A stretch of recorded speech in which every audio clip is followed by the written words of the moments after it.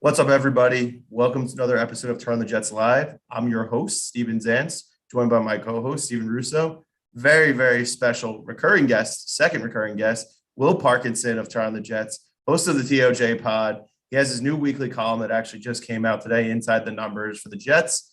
What's up, Steven? What's up, Will? It's good to have you back on the show, Will. Yeah, I'm excited, man. It's you guys are doing a fantastic job. It's really kind of just grown each week. So that's been really cool to see. I know you guys passed a pretty big milestone of like audio downloads, like 50,000 downloads or something like that. You're doing a great job getting some big guests. So pleasure to be on. Yeah, happy to have you, man. Definitely. And you've been growing the TOJ brand and doing a very nice job yourself since taking it over for Joe. So super happy to have you here as the first TOJ recurring guest, man. So I guess we'll kick it off. Will, what do you, let's start with the injury news. CJ Mosley kind of shows up on the injury report after London. We just hear about it, I think either yesterday or Monday, but what are your thoughts on the CJ Mosley injury here? I'm a little concerned. Usually stuff that gets kind of under the radar hidden like that means it's probably it was a little more serious than they wanted to lead on, and it's not quite fixed yet. I know Saleh tried to kind of do we found out about it yesterday, and if it happened almost 2 weeks ago, I'd have a hard time believing that. I know how this stuff works. I think he'll be fine, and there's a good chance he plays Sunday. But I also think I would be more concerned than not that stuff comes out today. Usually when stuff comes out like that during the middle of the week and they know about it already, it seems like they probably were hoping it wasn't going to be a thing. It kind of felt like Marcus May's ankle a little bit, where like he didn't hear about it. Oh, it just happened during the game. And then 4 or 5 days later, you hear about it. So I would say it's 60-40 he plays. I wish it was higher, and I'm trying to be conservative here just because Mosley it did take a long time. Look, he had that, groin issue, and it all of a sudden turned into a long thing. And I'm not saying that this is that, but at the same time, he has had issues in the past with this type of little stuff that feels like it's a week or two, and then it's not. So I hope he plays. I think it's imperative he plays for the Jets this weekend. I don't think they have a chance to win if he doesn't play. I know linebacker's not glamorous the way quarterback is, but the Patriots' whole offense is middle of the field. Hunter Henry, Jonnu Smith, Jacoby Myers is a middle of the field guy. Mack throws 72% over the middle of the field. So without Mosley and May coming back for the first time in 4 weeks, that would scare me a little bit. But I think he probably plays, but I would be a little more concerned than not right now if he is going to or not. Yeah, I mean, Saleh came out and said that with these types of things, you kind of judge it by the player. So the fact that Mosley feels optimistic makes me feel optimistic. However, Will, I think you're right here because it definitely concerns me that it is CJ Mosley. He's the best player on the team. And outside of Zach Wilson, probably the one guy that you don't want to miss at all, specifically coming into a matchup against New England where, you're going up against Belichick and McDaniels, it's going to be a chess match. So when you have a guy that's been playing out of his mind with the intelligence that he has on the defense, that's the one guy that you probably don't want to miss for this game. So hopefully he can go, but if he can't, it's going to be problematic, especially considering the rest of the guys in linebacking core that will be playing in this place. Yeah, I agree with both of you guys. All good points. And obviously we know what happened when CJ tried to play when he was coming off that, I think it was a core injury. I can't even remember, honestly. It's been so long ago, and he just wasn't the same. And then he was done for the year. So as much as I want to see him out there on Sunday because he's the heart and soul of his defense, despite, certain people who write about football saying he should be benched, I had to bring it up. I'd rather do what's best for the team. And if it's like maybe he just sits a week to heal up, I'm okay with it. But my fear is if he's not out there, the defense is going to get exposed because he's calling out the plays. He's the leader and he's always going silent on the sideline. It's not a good situation. But I want to transition to a more positive note that Marcus May seems to be practicing. I saw a video of him on the field today. It sounds like he is ready to go, which is great. I think, he'll have to take on a little more responsibility, at least from a defensive play caller perspective, if Mosley's not there. I saw Sherwood would be probably the guy who's the Mike linebacker, but I feel like Marcus May will be running that defense if, CJ's not out there because he was captain of the defense last year, even though, we all have our opinions of him, calling him emoji man or whatever, but it's still a positive because it is a young secondary. And, now that there's a lot more film on them, I think it's going to be interesting to see how offenses will attack them. And Mac has already seen what they do, and he's probably going to try to exploit some things maybe he didn't the first time around. I expect Mac to play better than he did. He really wasn't very impressive the first time. We just kind of kept handing the ball back, and he just was like on training wheels. But getting May back is good. It sounds like Gerard Davis is also not going to be back this game, which I thought was kind of surprising because they were pretty hopeful this is when he would be back. No Becton anytime soon. Probably, I would say 2 weeks from now. And the only other person who was listed on the injury report who didn't practice today was Croft. We probably need Croft back because the tight ends have just been absolutely abysmal, but everyone else was at least limited practice with the exception of the guys who were on injured reserve. Yeah, I mean, Davis is difficult because he is an upgrade, whether people want to hear better or not, but he's not, to me, is quite as important just because his skill set kind of, he also does a lot of what Quincy Williams does well, which is like blitz and hit people really hard. And coverage is not great, which Quincy Williams is also not great in either.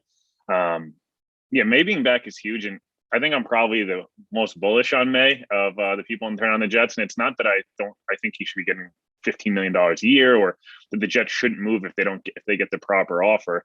I just am of the opinion the Jets have all the leverage here. There's no reason to trade May unless you get proper, evaluation, whether that be a 2, which I think he probably ends up going for a 2 and a conditional 5 or conditional 6, or maybe it's a 3 and a 4, similar to Leonard Williams type deal. Douglas has kind of made it clear, like the Jets can franchise him again. And he's a player that $10 million or $11 million tag is nothing for what Marcus May is worth in a short-term deal. He's a very good player. I know Jets fans don't like the emojis, and I get it. Like, I'm not telling anyone they should or should in that draft. Is unfortunate because the Jets hit on both guys, right? Like May and Adams are both really good players. As much as we clown Jamal, like he was an all-pro with the Jets, and that's, it's just great the value you got for him. I think May will be the same if they get the proper value for him, but he's a really important player in this defense. Like Adrian Colbert and Ashton Davis as your starting safety got exposed really badly against the Falcons. The Patriots are another team that relies heavily on that tight end, those big bodies. They're athletic. Marcus May played really well in that Patriots game. Like he had that forced fumble early. I think he just sat as well. He needs to play for them to have a chance this week, whether he does or does not. The other guys mentioned Croft's not going to play this week. I would not be shocked if he ends up on IR later in the week or early next week. He's missed now 3 weeks in a row. You're taking up a roster spot for a guy who can't play. And it seemed like pretty serious the way Sal was talking about it. He was like, you guys have no idea what he's kind of going through right now. And it was a back, a chest, ribs. Like there's definitely something there that they're not getting told. And maybe it's trying to wait a week to clear a spot and put him on IR. But, of those other guys, look, they just need, Becton will probably come back week 10 against Buffalo. They have the mini bye post Colts game. That'll be almost 9 weeks. The Jets should take their time with Becton the way they should take their time with CJ Mosley. These are guys that will be here not only this year, Mosley's case probably another 2 to 3 years, but Becton should be your franchise left tackle for the next 10 years. That's why Elijah Vera Tucker, I was happy they didn't rush him back during camp. And I know he struggled week 1, but now you're reaping the benefits of him getting up to speed, and you didn't rush it and re-injure the chest. So look, the Jets injuries aren't crucial injuries right now. I mean, they obviously are missing Lawson and Becton and these guys, but at least offensively, fingers crossed, things are pretty much intact. Again, like the defense is going to have a difficult time, but to your Mac Jones point, then I'll obviously pass over to you guys. Mac's had this weird year where it feels like he's played well in prime time, like in terms of a lot of stuff, but the under the radar decision, like he's got 9 turnovers.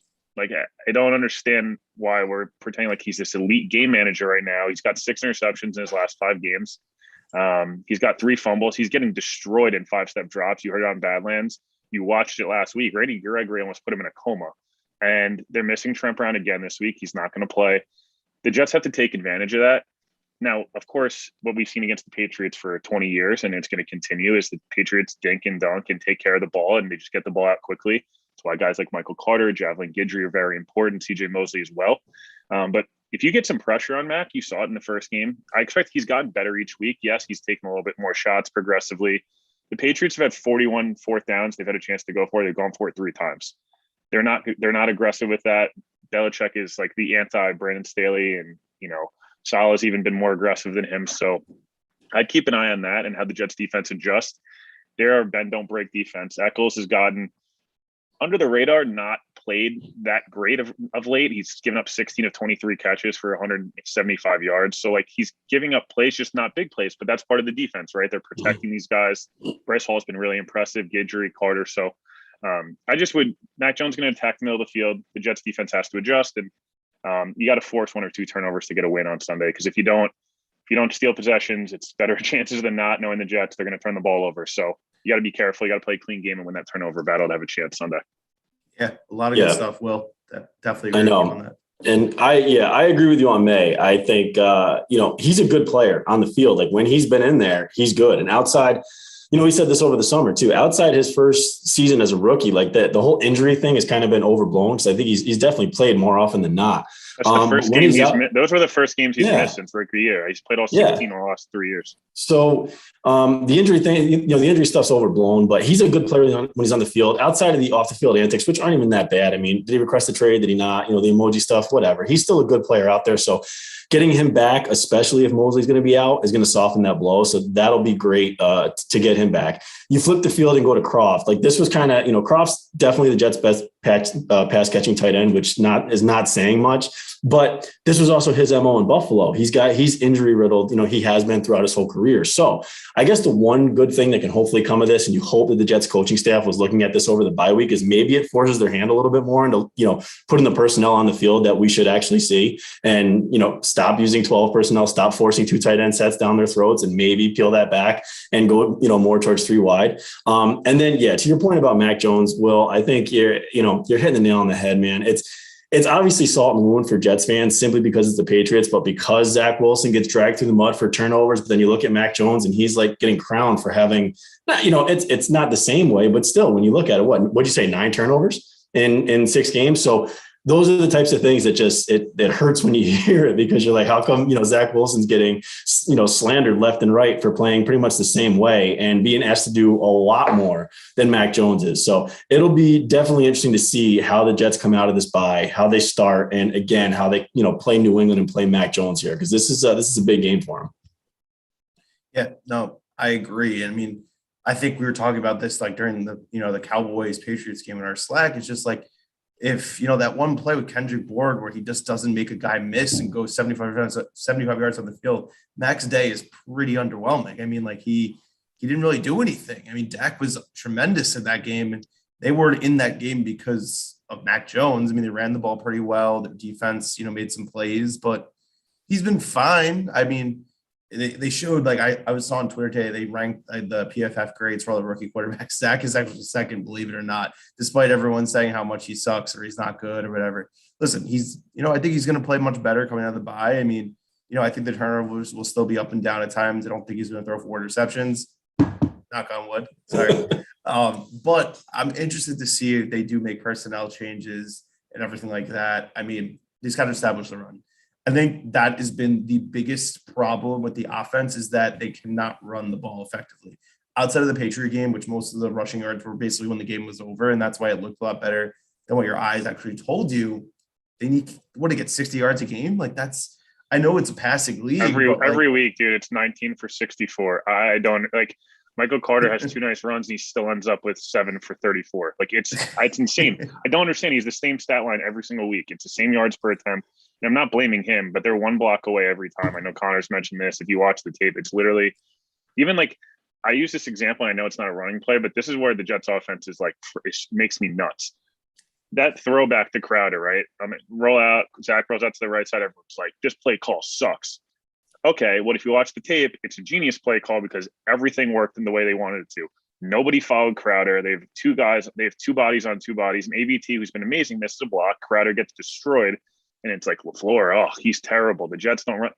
Dude, if that play hits, that's a 80-yard touchdown, and we're talking differently. Like, Elijah Moore catches this one, or, Crowder does this, or like, they are so close to being good on offense, but they haven't done all 3. Even the plays that, like, in Tennessee that were great, one of them, Zach fumbled the ball and, like, figured it out. And then the other ones, like, they let up pressure, and, like, Zach, was able to do a lot of great things. And, like, they just have not been consistent. And to your point, Corey Davis mentioned this. I know Salah, there's a clip of Salah, like, we really evaluated ourselves.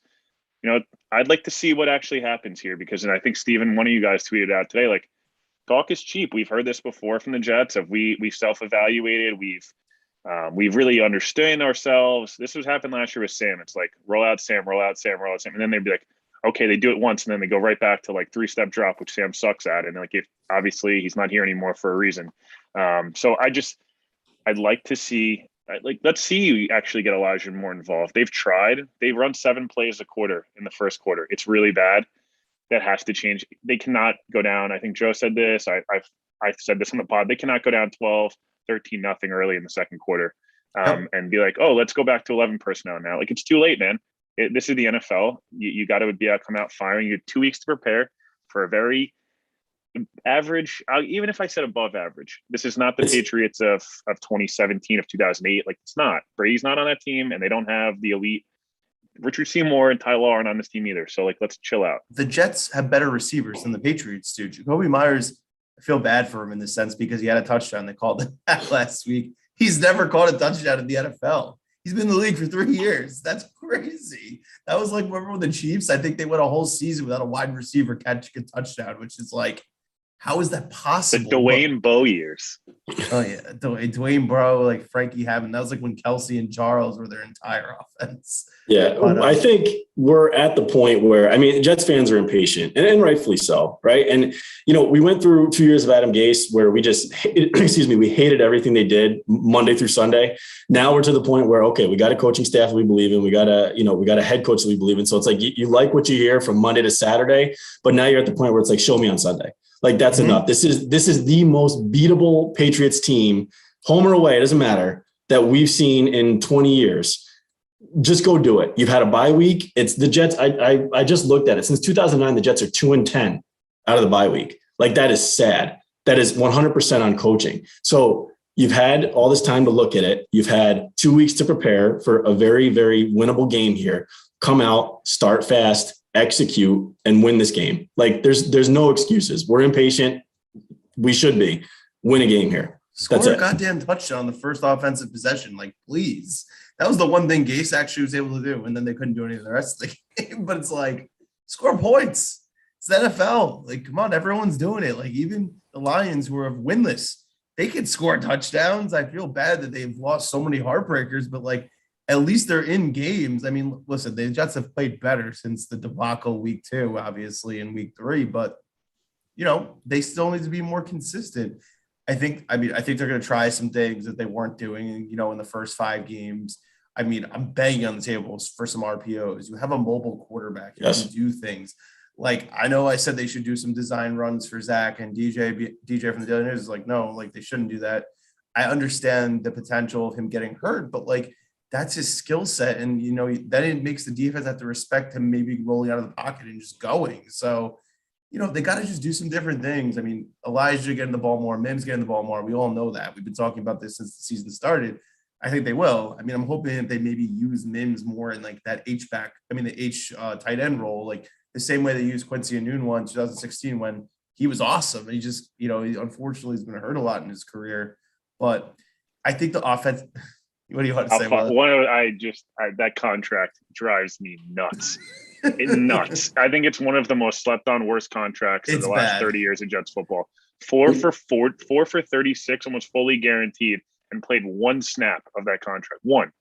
And everyone's like, oh, Mosley. Dude, you know how much cap hell the Jets get put in with? Those are the deals that, by the way, have screwed them over the years. It's not the Le'Veon deal sucked, and like you could go on and on. There's a couple of them that are really bad offensively. Those are the deals that suck, dude. Like, those are the ones that cripple you because you can't move those guys. There's no value. There's no, like, the number might be big, but like Le'Veon, only the money, like, you get out of it, it's already over, right? Where like that Quincy deal is still on the cap. They are still paying dead money on that deal. And it's so frustrating. Sorry, I cannot. And then, my wife was a veteran, so I couldn't show up to rehab. Okay, buddy. Okay. Yeah, that was interesting. But also, by the way, like 2008 was the last time they won in New England. When's the last time they were competitive in New England in a regular season game?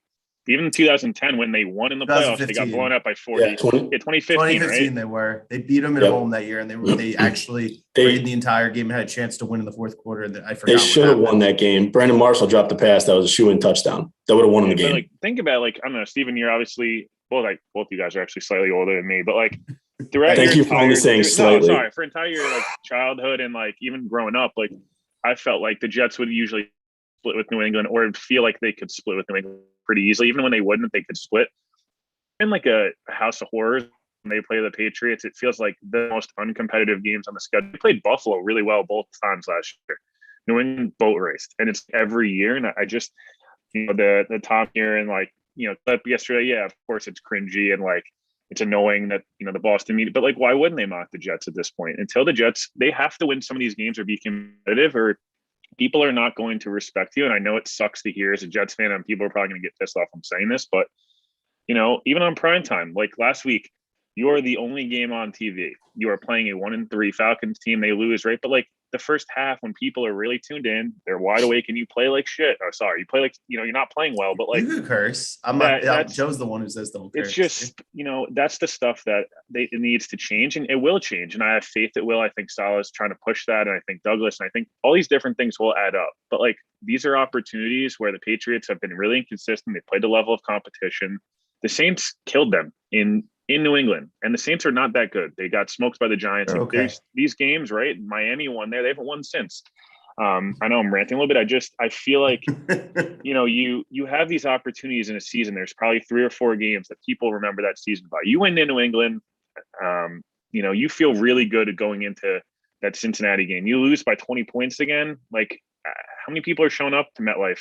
Now you're 1-5, and like I'll be there like an idiot that I am, because that's what I love to do. But I don't want to be the only one in my section. Like I want to be around people that are like, let's go. Like the Tennessee game is great. Like go play, go have fun. Like you're a young team. There's no excuse to start slow. There's no excuse to be scared of the moment. What like the Jets? Zach Wilson never played New England. Don't go into a shell. Just ball out. Who cares? You lose, you lose. Everyone thinks you're going to anyways. Calling this a rivalry over the last 10 years. Is a mistake. It's not a rivalry. They've won how many? 19. This is Mets Braves of like 2000s, where like it really has never been a rivalry. Like 19 out of 21 games that the Patriots have taken against us. Like you can't call it. It's one-sided. You can't call it a rivalry. But this is a different Patriots team. Like that old New England team. It's only New England by name. Like this isn't the same team. Brady's gone. Like this is winnable. So you beat this team in New England. This changed the narrative for the entire season. Like we felt like we were on cloud 9 after that overtime win against Tennessee. Imagine what happens if they go to New England and beat this team, and you're 2-4, which I mean it still sounds bad, but second you're place. You're 2-4 after the bye week that we had. I mean that was the best bye week we've ever experienced as Jets fans. I literally want to talk about that. If you come out of this and you win in New England, and you got Cincinnati, Cincinnati's playing, they're playing better than I think people anticipated, but getting Cincinnati at home and then a beatable Colts team again, I mean, there's a real chance you could be 4-4. So win this game, show that things have changed, show that you can look at your team and be objective and make changes during the bye week that need to be made, and that this is a true regime change and that this is a team that we can get behind. This changes everything. Just go do it. Like I'm tired of talking about it. I'm tired of hoping the narrative to change. Like, let me just please see it. I need to see it in action. I'm tired of it. And if they don't put that video of Tom Curran making fun of us in that locker room on every single day this entire week, like, come on, guys, like stand up for yourself. Show some place with some damn pride. It's like we've been, like you guys have been saying, 2-19 the last 21 games against them. Like, come on, let's get something going here. Like, listen, it's tough with Belichick, but you want to know the point that you could actually look at and why they should actually be a lot better than we think. Davis Mills, who sucks, like this is one good game he's played as a rookie, lit them up, and they should have won that game. And then David Culley with that fake punt, I don't even know what else they were doing, and they just like eked out that win, and they literally be 1-5 right now if that didn't happen. I know they obviously had chances to win a couple other games. I know they played Tampa pretty well. Obviously, they played Dallas pretty well, but they didn't win the game, so it doesn't matter. And just Zach Wilson can do it. Like he just watch what Davis Mills did. You have more arm talent than that guy. You're more athletic than that guy. You have better players around you than that guy from a skill player perspective. Jesus, I can't even talk. I just like thinking in my head, and I'm just like, come on, let's get this going. But I want to go back to the bye week because, like Steven said, when was the last time so many good things for a Jets fan has happened in a bye week? We had the Dolphins lose, and now they're worse than us record-wise. Even if they win, the Jets are still ahead of them if the Jets win. Buffalo losing, who I did not think we're going to lose because, Tennessee's been kind of up and down. And somehow, everyone's like, talking about Derrick Henry. Oh, he's got more touchdowns than the Jets. Well, we played them. He did well against us, but who won the game? The Jets won the game. I don't want to hear about the receivers on Tennessee that weren't there. Derrick Henry, he's one of the he's one of the 15 best players in the NFL. I mean, like every team wants him on their team. Obviously, the Giants lost and they're headed nowhere. And my friends keep saying, "Why do you care about the Giants losing?" I'm like, "You want to know why? Because my whole life was a Jets fan. When the Giants had Eli and they were good, everyone would just make fun of me." And I'm like, you know what? It's nice that you guys have to deal with what I've dealt with so many years as a Jets fan. It's frustrating. And then obviously, both teams that control pretty valuable picks that we have lost.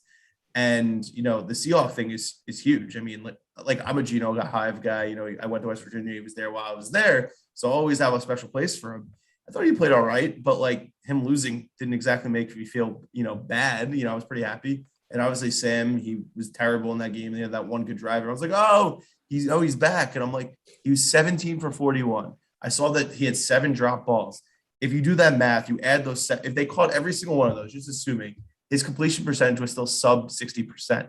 I don't care. He was 41% completion percentage. This is the NFL. Like even as bad as Zach has been, I think the worst he was like 52%, like 41%. Like what? All right, yeah, the bye week was obviously really positive for the Jets, which is why CJ Mosley being hurt is not a surprise. Everything that's good that happens to the Jets, it was followed by a bad thing, then will be followed by a good thing. That's unfortunately the way our lives as Jets fans have gone. Oh yeah. So I'm not concerned about that. I mean, look, that Panthers game was great for the Jets because either the Vikings pick gets better in the 4th round or the 2nd round pick and the 5th rounder get better. So like, I don't know. The Jets have made a lot of moves over the last 2 years. Joe Douglas made a bunch of trades. What he turns those stand up. Yeah, whatever he turns those picks into is obviously what's most important. But no one he's traded has like been unbelievable. Like, yeah, Robbie was good last year, and then Robbie was awful on Sunday. I mean, he could not have played worse. And I know Sam was really bad, and he had a good drive at the end, and of course Robbie had a good drive at the end too. He's still really inconsistent. And he's a head case, and like I know it sucked last year, but in the end of the day, you end up with Elijah Moore and Denzel Mims. Like you move on from that. The other thing I wanted to kind of bring up just with the New England game. Sorry, I don't mean to change the topic, but I'm really curious on how Zach's going to play on Sunday in terms of a confidence level, in terms of taking shots. I think part of why Zach is special and why the interceptions don't bother me, there's a couple that have bothered me a lot because I think they're stupid interceptions and like you see it and you're like, dude, come on. Other ones that don't bother me. So does he throw a pick early and get in a shell and start to check down Charlie, and he won't take shots because that's what makes him great, right? Or could potentially be great. Does he come out early and not take shots at all and just doesn't want to throw anything? Like that would really concern me. That'll really bum me out, and that'll be something that even if they win, I'll be bummed out about because that does not bode well for the future. If you're going to go play New England every time, you're going to get freaked out. I don't think that'll happen. But I would be very cautious of like that first quarter, take a shot early and just get it out of his system. Like you have no excuse. You are going to go in here and you're going to play the way you play football. And if they don't do that and they start doing, 1st and 10 run, 2nd and 10 run, 3rd and 5, and they check it down, that'll throw the ball on first down.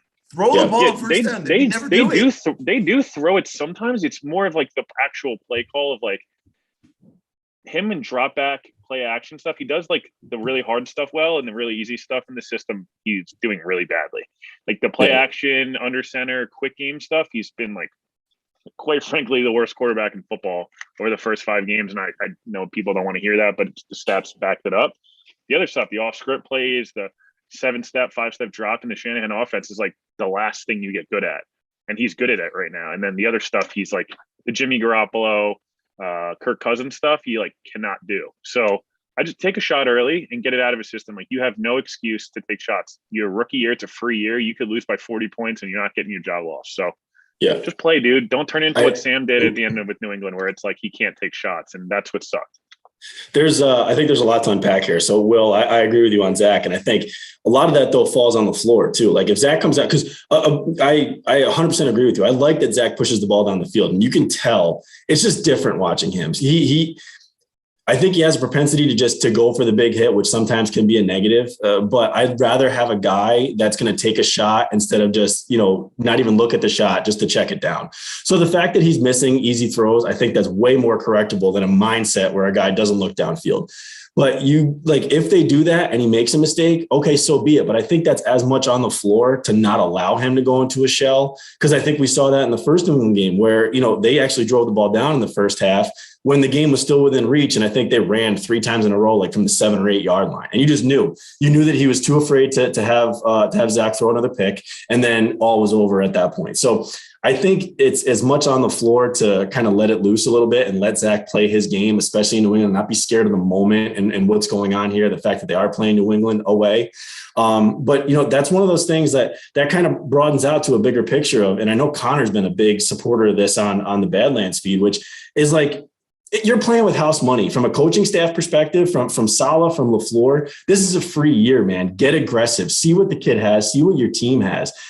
Push the ball down the field, man. If it's 4th and 4 on the 40 in opponent's territory, go for it. Like, this is your year to do that. No one's losing their job. No one's going to lose their job over this stuff. So this is where you have to go for it. So I think those are all good points that you brought up. Well, I really do. I love the fact that Zach has a propensity to throw the ball down the field. I want to see it more and not get scared of the moment here, especially against New England.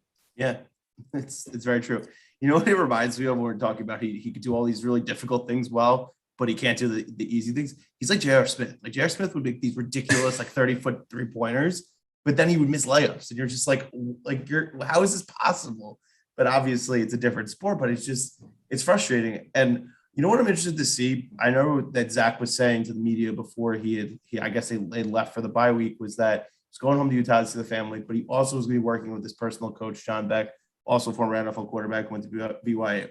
I'm interested to see, if there's things that he did with Beck personally, because Knapp obviously passing away has impacted, what's going on from that perspective. It's like, how does the guy that he feels the most comfortable with from a coaching perspective, because he's been working with him since the pre-draft process, help him correct some things? Because I'm sure that he's saying, make sure that you're not hitching too much, because that's actually been one of his biggest problems. Mechanically, you could watch it. I tweeted out the clips and look, I didn't play quarterback, but I'm very close to my college quarterback. I'm close to other quarterbacks.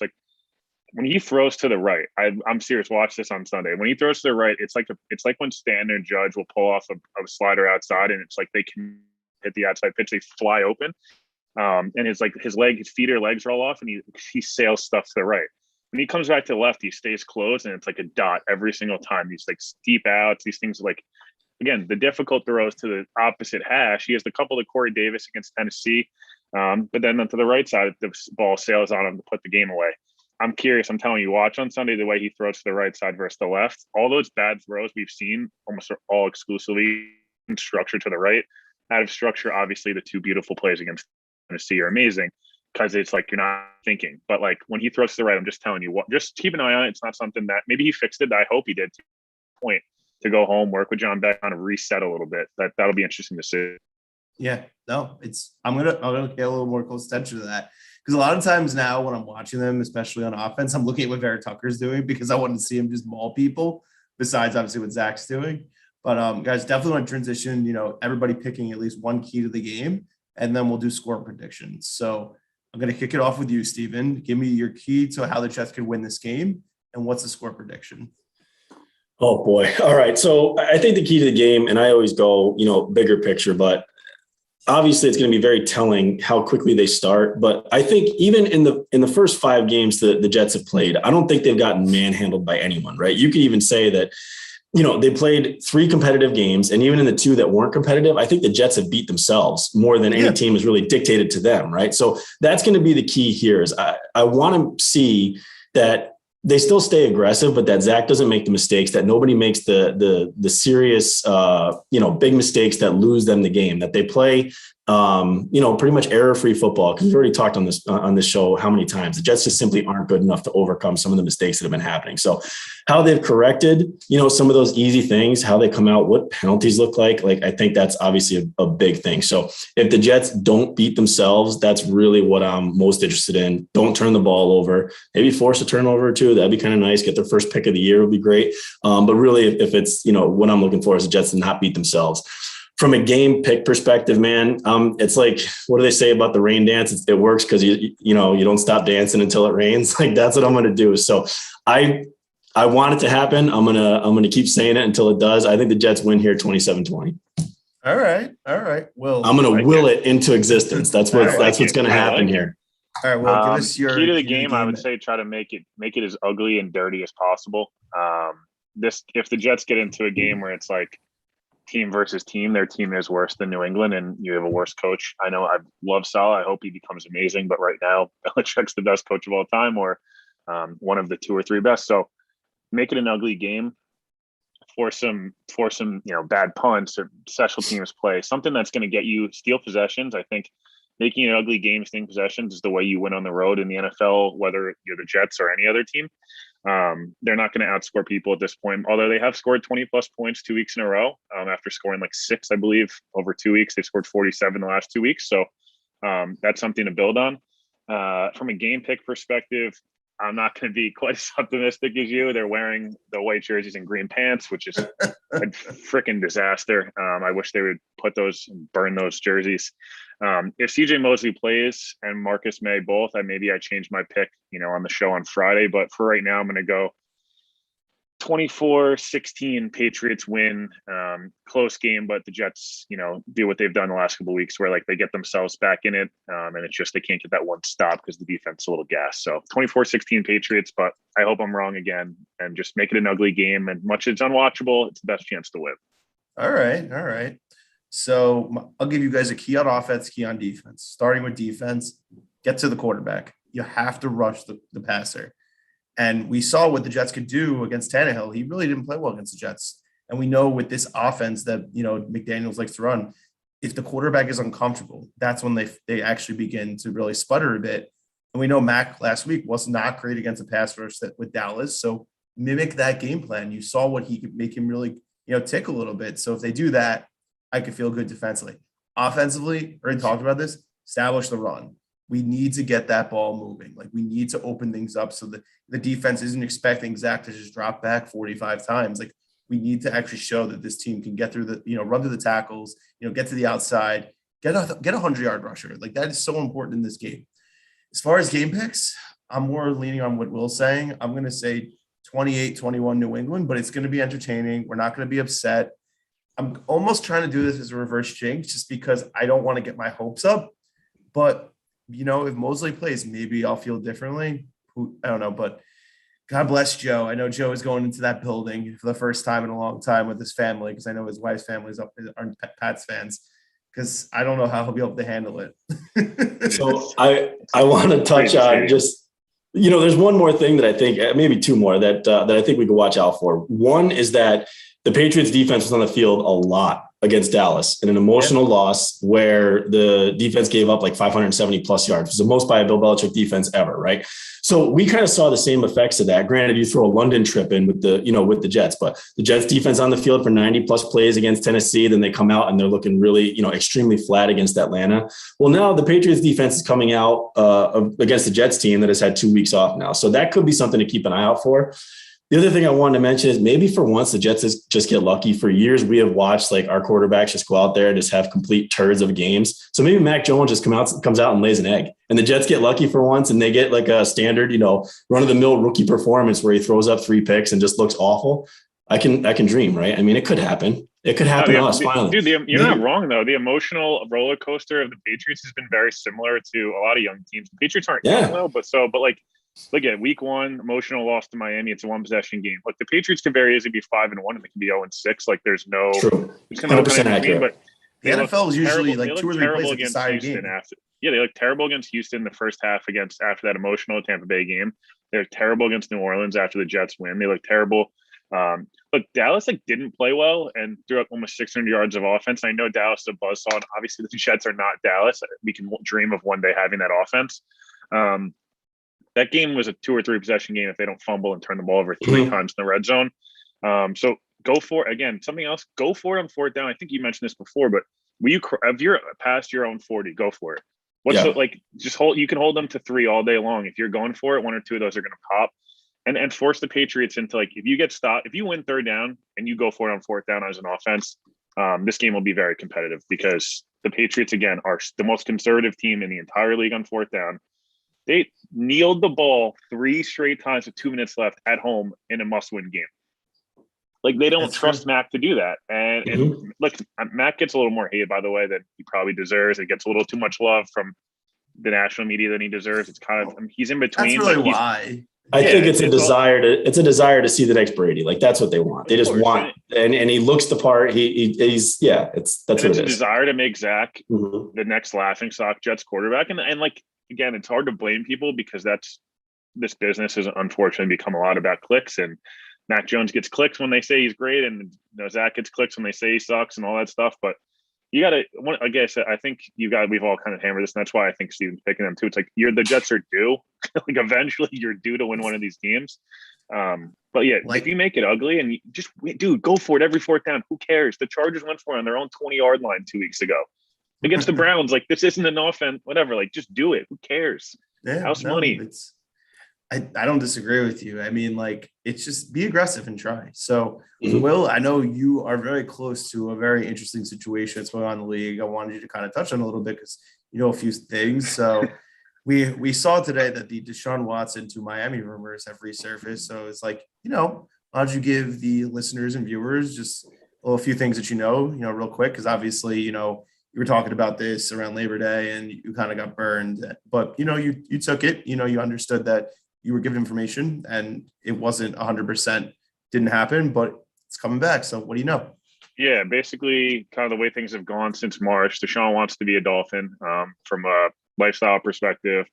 He likes the kind of outlook of what Miami is. Steve Ross has talked for months about wanting Deshaun Watson. Obviously, the legal stuff threw a wrench in it, as it did for most teams. I don't think the Dolphins really quite care about that. From what I understand, Steve Ross is like okay with kind of what's going on. I'm not saying he's a good or bad person for it. I just think he wants to win football games and has been looking for Dan Marino for the last 30 years. So, and then, around Labor Day, Deshaun's people were very confident it was going to happen. Miami thought it was going to happen. The Texans wanted, or Miami wanted conditions in the picks to basically, if he were to get suspended or put on the commissioner's exempt list, basically Miami wouldn't have to give certain picks or, things of that nature if he was on the roster. And as Houston should have, they, at the last minute, were like, nope, we're not doing this unless you're going to change. Deal did not happen. There's a lot of pressure right now on Chris Greer and Brian Flores. They're 1-5. Tua has not been very good. He's been hurt a lot. Chris Greer has made some interesting moves as GM. One of them is trading up this year when they had extra draft capital to draft the receiver and not address the O-line and the quarterback and all that stuff. So, which everyone already knows, Houston is in a spot where they're leaking information that it's close to being done. If you notice, the entire Houston beat at one moment all got the same information, which usually means that's coming from Houston now. Before, a lot of the stuff was from Miami. So I still would expect, if it doesn't happen, I would be surprised at this point. I know there's information from Tua's people that I've heard as well that they're not happy with the situation and with Miami as a whole. So there's a lot going on and there's a lot of variables, not the most important, which is Deshaun's 22 pending allegations, which I cannot state enough. People need to focus on that stuff because it is really important and it's really serious stuff. And I know it's all about football and the NFL has made, there's been a lot of examples of guys that have done bad things that have gotten second chances. I'm not saying he shouldn't, but it is really important we do highlight that stuff. And I think our channel's done a really good job of that comes first, the seriousness of that.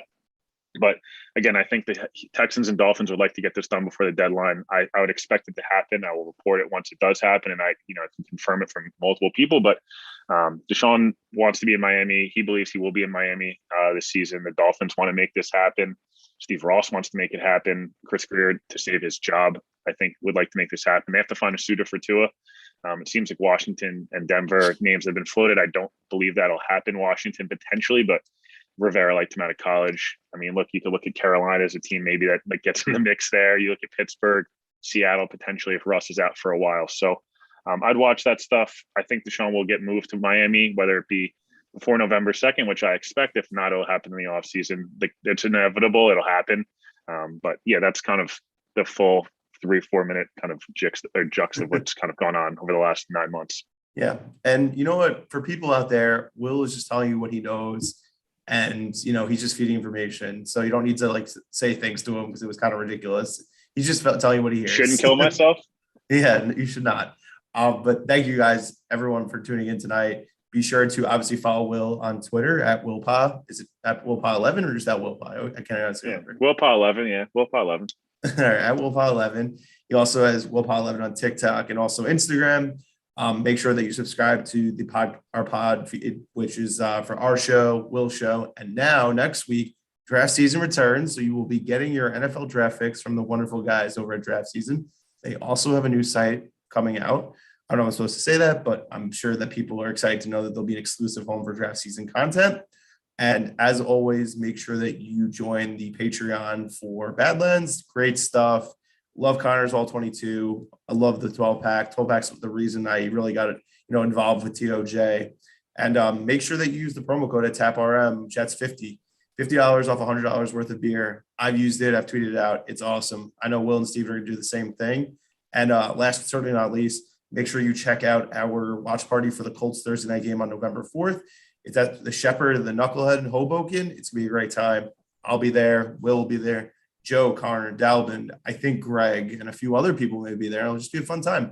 Hopefully the Jets win, but if not, $48 open bar for 3 hours, tax and tip included, and you really can't beat that. But anyway, hope everyone enjoyed. We'll chat with you guys next week.